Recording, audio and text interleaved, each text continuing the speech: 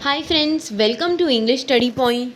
Today in this lecture I am going to talk about Roman critic whose name is Longinus. So first I am giving his background, so in which age he belongs. So he is known as the first romantic critic by James Scott. Please remember this point. कि मतलब इन्हें जो है James Scott ने इन्हें title दिया था, लंजाइनस को टाइटल दिया था ये एसोसिएट करके ही was a first romantic critic, कि लंजाइनस जो थे वो फर्स्ट रोमांटिक क्रिटिक थे, ऐसा जेम्स स्कॉट ने बोला था। Romanticism focused on individuality. तो अगर आपने रोमांटिक एरा पढ़ा है, बैकग्राउंड पढ़ा है, तो आपको पता होगा कि रोमांटिक एरा में इंडिविजुअल के मतलब इंडिविजुअल के एक्सपीरियंस पर फोकस किया जाता था, उनके इमोशंस को जो है एक अलग ही इम्पोर्टेंस दी जाती थी, उनके इमोशंस जो है मैटर करते थे। और साथ ही साथ रोमांटिक एरा एक ऐसा एरा था जिसमें लोग जो है कन्वेंशनल रूल्स यानी ऑलरेडी इस्टेब्लिश रूल्स को जो है ब्रेक कर रहे थे। देन हम जो चीज़ें हम रोमांटिक एरा में देखते हैं वही सेम चीज़ें जो है हम देखते हैं कि लंजाइनस के वर्क में भी प्रेजेंट है। So romanticism focused on individuality, on emotion, on breaking free from the conventional rules. Same emphasis is seen in the work of Longinus. Then he emphasise on imagination and passion, कि हम देखते थे कि जितने भी romantic era में poets थे वो ज़्यादा इमेजिनेशन पे ही एम्फेसाइज करते थे। ठीक उन्हीं की तरह लंजाइनस भी इमेजिनेशन और पैशन पर एम्फेसाइज करते थे। Then Longinus was inspired by Plato. Please remember this कि लंजाइनस जो है इंस्पायर्ड है प्लेटो से। Then introduction on the sublime. So ये वर्क का नाम है इंट्रोडक्शन ऑन द सबलाइन, जो कि लंजाइनस द्वारा लिखा गया है, जिसमें वो बताते हैं कि एक अच्छी राइटिंग के क्या करेक्टरिस्टिक्स या फिर फीचर्स होते हैं। He is telling what is good writing. He is analysing both the strong and weak writing from works written over the previous 1000 years, कि जितने भी मतलब प्रीवियस 1000 ईयर्स में जितने भी वर्क का प्रोडक्शन हुआ है उनको लंजाइनस आइडेंटिफाई करके उनमें से स्ट्रॉन्ग और वीक राइटिंग को जो है ढूंढ के एनालाइज करते हैं और बताते हैं कि एक अच्छी राइटिंग की क्या क्वालिटीज़ होती है और एक वीक राइटिंग जो है क्यों वीक होती है। So he is analyzing both the strong and weak writing from works written over the previous 1000 years. Then goal of writing is to achieve sublime, कि ऐसा लंजाइनस का कहना है कि जब भी एक वर्क को क्रिएट किया जाए तो ये ध्यान में रखा जाए कि वो जो वर्क है वो वर्क जो है सबलाइम यानी एक सबलाइम जो है क्वालिटी होती है। सो ये सबलाइम की क्वालिटी जो है अचीव कर सके जिस भी हम वर्क को प्रोड्यूस कर रहे हैं, यानी जो भी वर्क हम लिख रहे हैं, सो वर्क जो है ऐसा होना चाहिए जो कि सबलाइम की क्वालिटी अचीव कर सके। So goal of writing is to achieve sublime. In philosophy sublime means quality of greatness, कि फिलोसफी में बताया गया है कि सबलाइम का मतलब क्या होता है कि क्वालिटी ऑफ ग्रेटनेस। और ठीक अगर हम लिटरेचर की सेंस में देखें तो सबलाइम को जो है हम कैसे मतलब ये जो क्वालिटी है सबलाइम की क्वालिटी, इस क्वालिटी को हम अपने वर्क के थ्रू कैसे अचीव कर सकते हैं। हम ऐसे अचीव कर सकते हैं जैसे हमारे वर्क के अंदर जो है physical, intellectual, moral, aesthetic, spiritual, metaphysical ये एलिमेंट्स होने चाहिए हमारे वर्क के अंदर। जो भी वर्क हम क्रिएट कर रहे हैं सो ये सारे एलिमेंट्स की प्रेजेंस होनी चाहिए, तभी जो है हम सबलाइम का गोल अचीव कर सकते हैं अपनी राइटिंग्स के through. Then it can't be calculated और मेजर्ड, कि सबलाइम वर्क जो होता है वो इतना ज़्यादा ग्रेट होता है कि उसे जो है हम कैलकुलेट कर सकते ना हम मेजर कर सकते। Greatness can not be measured, कि ग्रेटनेस को हम कभी मेजर नहीं कर सकते according to Longinus. It should not only be distinct, कि हमारा जो वर्क है यानी एक सबलाइम वर्क जो है वो मतलब सिर्फ और सिर्फ यूनिक नहीं होता ना, और साथ ही साथ एक्सीलेंट नहीं होता, बल्कि आप सबलाइम वर्क एक ऐसा वर्क होता है डिस्टिंक्ट और एक्सीलेंट होने के साथ साथ एक ऐसा वर्क होता है सबलाइम वर्क जो कि रीडर्स के अंदर जो है मतलब इफ़ेक्ट प्रोड्यूस कर सके, यानी रीडर्स जो है उस वर्क को पढ़कर इंजॉय कर सकें, और साथ ही साथ जो है जो भी आपने उस वर्क के थ्रू लिखा हो, रीडर्स जो है अपने आप में वो चीज़ इम्प्लीमेंट कर सके। सो आपका वर्क जो है इस टाइप का वर्क होना चाहिए जो कि बहुत ज़्यादा ग्रेट हो, जिसे कैलकुलेट नहीं किया जा सकता हो, ना उसे मेजर किया जा सकता हो, वो ना तो सिर्फ यूनिक हो, ना सिर्फ एक्सीलेंट हो, बल्कि वो रीडर्स के अंदर प्लेजर, यानी रीडर्स जो है उस वर्क को पढ़कर इंजॉय कर सकें, और साथ ही साथ ऐसा वर्क हो जिससे रीडर्स जो है, जो भी आप अपने वर्क के थ्रू मैसेज देना चाहते हो, रीडर्स जो है ईज़िली उस चीज़ को उस चीज़ से परसुएड हो पाएँ, अपने अंदर उस चीज़ को इंटरनलाइज़ कर सकें, जो भी आप मैसेज देना चाहते हो रीडर्स उन्हें इम्प्लीमेंट अपनी रियल लाइफ में कर सकें। सो इस टाइप का वर्क जो होता है सबलाइम होता है अकॉर्डिंग टू लंजाइनस। देन अब मैं आपको बताऊंगी कि सबलाइम क्या होता है। It is the quality of greatness, कि सबलाइम क्या है, ग्रेटनेस की क्वालिटी को हम सबलाइम बोलते हैं, और एक ऐसा वर्क जिसे कैलकुलेट ना किया जा सकता हो और ना ही मेजर किया जा सकता हो, और वो रीडर्स पर इफ़ेक्ट प्रोड्यूस कर सके। रीडर्स जो है सबलाइम वर्क के थ्रू जो है यानी इंजॉय कर सकें, और साथ ही साथ परसुएडिंग हो, यानी जो भी मैसेज आप देने की कोशिश कर रहे हो उस राइटिंग के थ्रू, तो रीडर्स जो है इम्प्लीमेंट कर सकें, वो बात अपने लाइफ में, रियल लाइफ में इम्प्लीमेंट कर सके।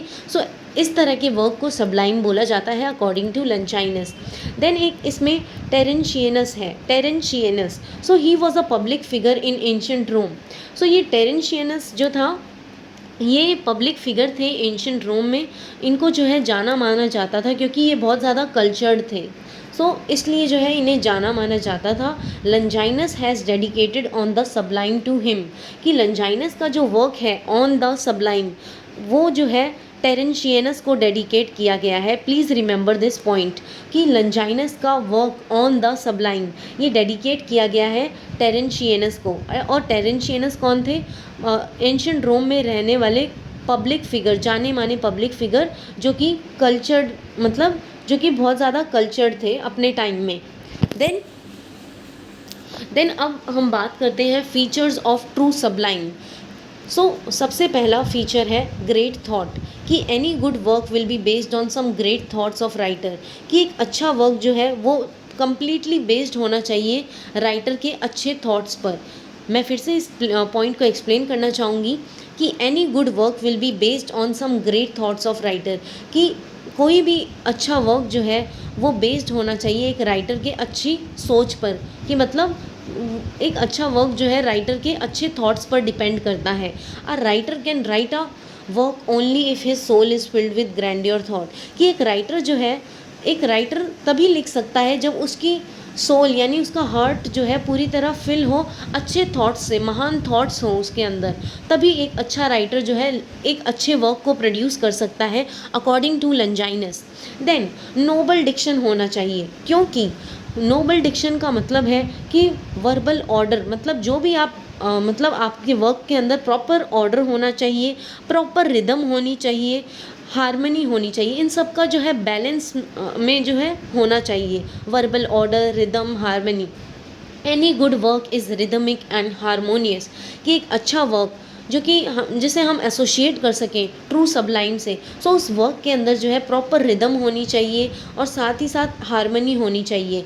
And it will help to give pleasure, कि उस वर्क में सिर्फ और सिर्फ रिदम और हारमनी मैटर नहीं करती, उस वर्क के साथ साथ जो है वो वर्क ऐसा होना चाहिए जिसे पढ़कर रीडर्स इंजॉय कर सकें, और साथ ही साथ रीडर्स को जो है वो वर्क परसुएड कर सके। परसुएड इन द सेंस कि जो वर्क एक ऐसा वर्क होना चाहिए, मतलब उस वर्क के अंदर एक ऐसा मैसेज होना चाहिए जिसे पढ़कर जो है रीडर्स जो है अपनी लाइफ, रियल लाइफ में इम्प्लीमेंट कर सके।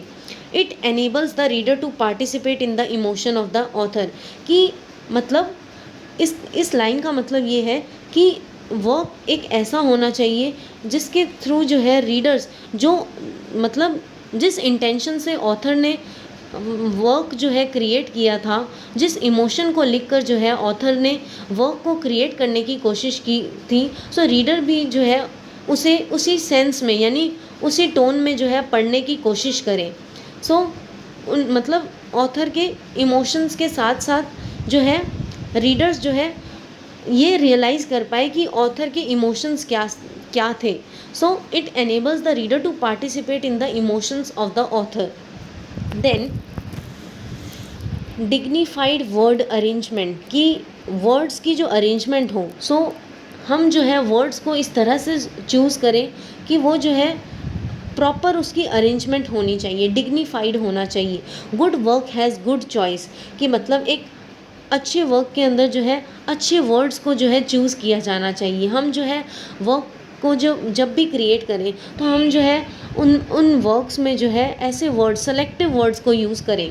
Good work has good choice and arrangement of words, कि मतलब वर्ड्स जो है उसकी प्रॉपर अरेंजमेंट होनी चाहिए, और वो वर्ड्स जो हो प्रॉपर हो और स्ट्राइक करने वाले हों, यानी रीडर्स जो है उन वर्ड्स से जो है मतलब इजीली जो है रीडर्स जो है उनको एकदम स्ट्राइक कर सके। Will hold the attention of the readers, कि ऐसे वर्ड्स को मेंशन किया जाना चाहिए कि रीडर्स जो है लंबे टाइम तक जो है उन वर्ड्स को जो है मतलब उनके माइंड में जो है वो वर्ड्स स्ट्राइक कर सके। सो इस तरह के वर्ड्स को जो है चूज़ किया जाना चाहिए। Proper and striking words will hold the attention of the readers, कि लंबे समय तक अगर प्रॉपर और स्ट्राइकिंग वर्ड्स होंगे तो रीडर्स जो है उस वर्क को जो है ज़्यादा अटेंशन दे पाएंगे। With the noble subject matter, कि साथ ही साथ जो है एक अच्छा सब्जेक्ट, नोबल सब्जेक्ट मैटर उस राइटिंग के अंदर होना चाहिए। The words should be such that it imparts grandeur, कि वर्ड्स जो है वो ऐसे होने चाहिए जो कि बहुत महान हो एंड अपने आप में जो है उन वर्क्स में बहुत ब्यूटीफुल, मतलब वो वर्ड्स जो होने चाहिए वो ब्यूटीफुल होने चाहिए और साथ ही साथ महान होने चाहिए। And will also give breath to dead things, और जो कि मतलब डेड यानी आउट ऑफ फैशन चीज़ों को जो है जान दे दें। सो इस तरह के वर्ड्स होने चाहिए। Then strong emotions, it should be naturally expressed in lofty and elevated language, कि जो भी मतलब आपका वर्क है, जो भी आप लिख रहे हो, सो वो जो है रीडर्स के अंदर स्ट्रॉन्ग इमोशंस को इनकलकेट करने की कोशिश करें। मतलब एकदम नेचुरल होना चाहिए, और जिसकी लैंग्वेज जो है बहुत ज़्यादा एलिवेटेड और लॉफ्टी होनी चाहिए। तो उससे क्या होगा, रीडर्स जो है इंजॉय कर सकेंगे और साथ ही साथ इजीली परसुएड कर पाएंगे अपने आप को। Then particular figure of speech और थॉट्स, कि एक सबलाइन वर्क के अंदर जो है पर्टिकुलर फिगर ऑफ स्पीच का यूज़ किया जाना चाहिए या फिर थॉट का यूज़ किया जाना चाहिए। इट इज़ नॉट मैकेनिकल और फोर्सफुल, कि मतलब जो भी चीज़ हो वो जेन्युइन हो, ना वो फोर्सफुल हो ना वो मैकेनिकल हो, जो भी चीज़ हो वो जेन्युइन हो। Also at the demand of contextual environment of the text, कि जिस भी मतलब जो आपका थॉट हो वो एकदम जेन्युइन हो, फोर्सफुल ना हो, और वो जो भी आपका थॉट हो वो डिमांड मतलब कॉन्टेक्चुअल एनवायरनमेंट, यानी जिस भी बारे में आप टेक्स्ट लिख रहे हो, सो उसी की डिमांड पर फॉलो करते हुए जो है आपको अपने थॉट्स को जो है अपनी राइटिंग्स में लिखना है।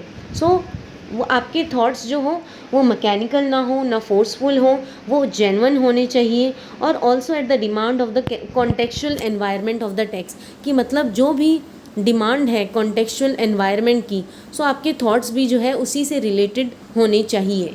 देन अब बात करते हैं इम्पॉर्टेंट फीचर्स ऑफ फॉल्स सबलाइन।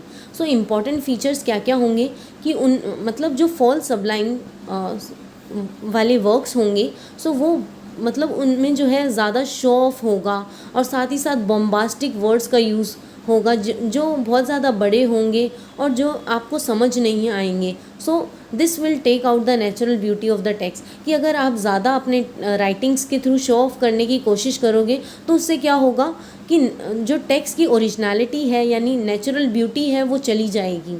और टेक्स्ट और फॉल्स सबलाइन का दूसरा फीचर ये है कि चाइल्डिशनेस।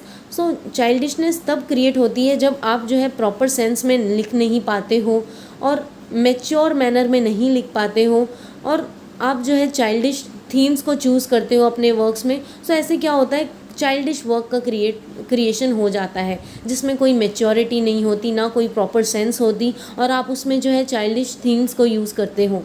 देन और उसमें जो है उस वर्क में यानी फॉल्स सबलाइन का थर्ड फीचर ये है कि स्टाइल जो भी वर्क की स्टाइल होती है उसमें भी डिफेक्ट्स होते हैं, जैसे उसमें जो है सिंसियरिटी नहीं होती, एंड आप जो है उसमें जानबूझकर जो है उस वर्क को पैशनेबल बनाने की कोशिश करते हो, बट उसमें जो है बिल्कुल सिंसियरिटी नज़र नहीं आती उस राइटिंग में। देन उसमें जो है कोई पैशन नहीं होता, ना कोई इमोशन होता फॉल्स सबलाइन के वर्क में, according to Longinus. Then friends, इसी के साथ ये लेक्चर ओवर होता है। And friends, please don't forget to like, share, comment and subscribe. Thank you friends for watching